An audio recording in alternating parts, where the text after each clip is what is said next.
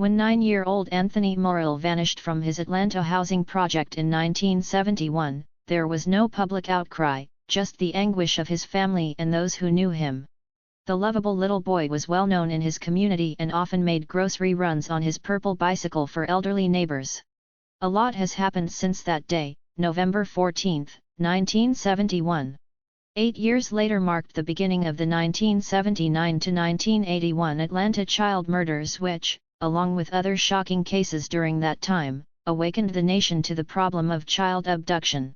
In response, the National Center for Missing and Exploited Children, NCMEC, opened in 1984, and the next 4 decades brought steady advancements in DNA testing, technology, and forensic genealogy. Now, 51 years later, NCMEC is helping Atlanta police try to determine what happened to Anthony and whether he's still alive. A retired investigator with NCMEC's team Adam helped facilitate the collection of DNA from his family, and one of our forensic artists created an age progression of what the 9-year-old boy may look like today at age 61. Anthony has been missing for more than 5 decades, but the answers are still out there, so our search for him continues, said Carol Schweitzer, who oversees NCMEC's Forensic Services Unit. We're hoping people who knew him and his family, who lived in his neighborhood and attended his school, will come forward to share their stories about what was going on in Atlanta in 1971. The smallest bit of information or the most distant memory could help connect the dots. At the time, Anthony was living in the Harris Homes housing project in Atlanta with his mom, Ololi Murrill, and his 3 brothers, Stuart Knox, Vincent Murrill, and Alfred Murrill. His parents had split, and his father was living in North Carolina. Their single mom would work her fingers to the bone so her kids would never go hungry and always did her best to make holidays and birthdays extra special, said Vincent Murrill, 65. Harris Homes Housing Project. Anthony and his family lived at the Harris Homes Housing Project in Atlanta. When Anthony disappeared, his distraught mother never gave up hope of finding her youngest child. She chained Anthony's bicycle to the front porch for him and always left the light on so he could see his way home, his brothers said.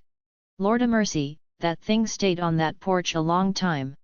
Stuart Knox, 67, said of his little brother's beloved bicycle. That's the only thing she had. Anthony's mom died 15 years ago without ever knowing what happened to her son. His father, Lawrence Murrill, died in 2011. Back in 1971, Atlanta police considered Anthony a runaway, although he'd never run away before and had never gotten into any trouble, his brothers said.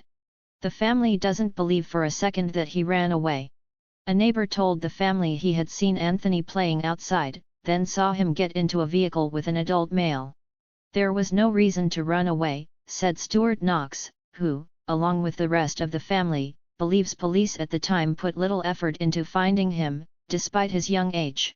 He was the king of the family. He was the youngest, he was the baby, he got whatever he wanted. He was my favorite brother, Vincent Murrill said. Mama was crazy about him. He was a lovable kid. He was not a runaway. Anthony as a child. Anthony age progressed to 61 years old. Anthony age progressed to 61 years old. Bobby McCann, a senior at a Sandy Springs High School in nearby Georgia, helped underprivileged kids and tutored Anthony. A photo of Bobby and Anthony was featured in a local newspaper article. McCann remembers Anthony fondly, including the time he and his then-girlfriend took him out to dinner at a diner. He kind of got my heart, said McCann, 71, who is now retired and living in North Carolina. He was a sweet kid.